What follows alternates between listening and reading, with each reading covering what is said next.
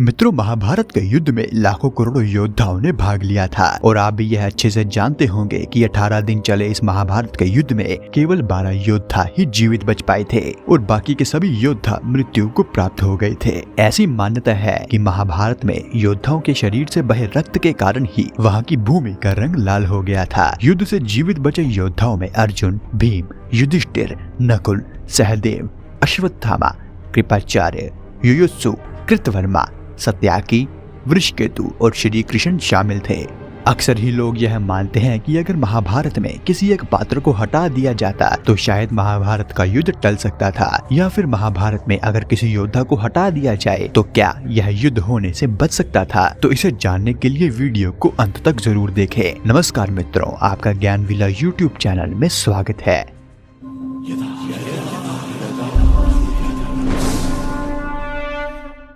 मित्रों, महाभारत सनातन धर्म का एक ऐसा ग्रंथ है जो न केवल रहस्यों से भरा हुआ है बल्कि ज्ञान का एक बहुत बड़ा स्रोत भी है। अभी तक हमने जितना भी महाभारत को पढ़ा, सुना और जाना है तो यही निष्कर्ष निकलता है कि कोई एक व्यक्ति अधर्म का कारण नहीं होता। एक या दो पात्रों को हटाने से अधर्म खत्म नहीं होता। बस युद्ध का समय और पात्र थोड़ा बदल सकते हैं। कुंती अगर पांडवों को जन्म नहीं देती तो शायद पांडव किसी और की कोख से जन्म लेते। दुर्योधन अगर शकुनी की बात ना मानकर श्री कृष्ण के बताए मार्ग पर चलता तो कोई और दुर्योधन की तरह अधर्मी बनता। शकुनी अगर पांडवों के खिलाफ साजिश ना रचता तो क्या पता युद्ध का कारण कोई और ही बनता।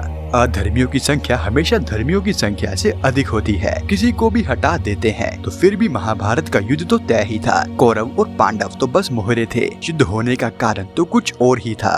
द्वापर युग का अंत और कलयुग का आगमन होने वाला था। भगवान श्री कृष्ण जी को पता था कि इस युग में एक से बढ़कर एक योद्धा, ऋषि, मुनि और विद्वान है। इन सब के पास एक से बढ़कर एक अस्त्र शस्त्र और अचूक कौशल है जो कि कलयुग में घातक साबित होगा। वह कलयुग जिसमें झूठ अपने चरम सीमा पर होगा। इस युग में सत्य को दबा दिया जाएगा। यहाँ वादे, कस्में हर दिन तोड़े जाएंगे। हर दिन स्त्री का चीरहरण होगा। इस कलयुग में लोग दुर्योधन, जरासंध, कंस आदि से भी खतरनाक होंगे।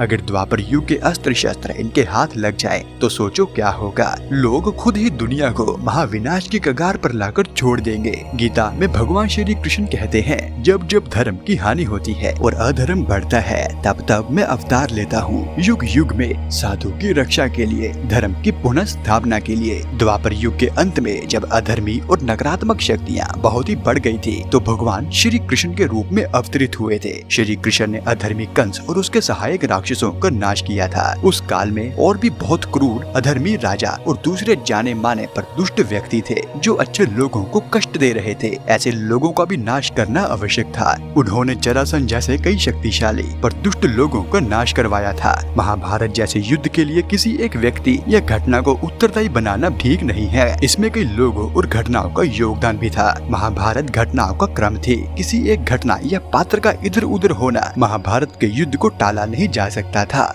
जब युद्ध में अर्जुन ने अपने विपक्ष में सगे संबंधियों को देखा तो युद्ध न करने का निश्चय कर बैठे, लेकिन श्री कृष्ण ने अर्जुन को बताया कि यह लोग तो पहले ही मारे गए हैं, तुम बस एक जरिया हो उनकी मुक्ति का। जब इस उपदेश के समय भगवान श्री कृष्ण ने जब अपना विश्व रूप दिखाया तो अर्जुन ने भीष्म, द्रोण, कर्ण, दूसरे मुख्य योद्धाओं को भगवान के विश्व रूप के मुख में जाते हुए देखा। इस प्रकार महाभारत युद्ध हुआ। सारे अधर्मी और उनके सहयोगियों का नाश हो गया। तो इस प्रकार हम समझ सकते हैं कि यदि महाभारत का कोई भी पात्र इधर उधर भी होता तो भी यह युद्ध टाला नहीं जा सकता था। अगर आपको यह वीडियो पसंद आया है तो वीडियो को लाइक कर चैनल सब्सक्राइब जरूर करें और यह वीडियो देखने के लिए आपका धन्यवाद।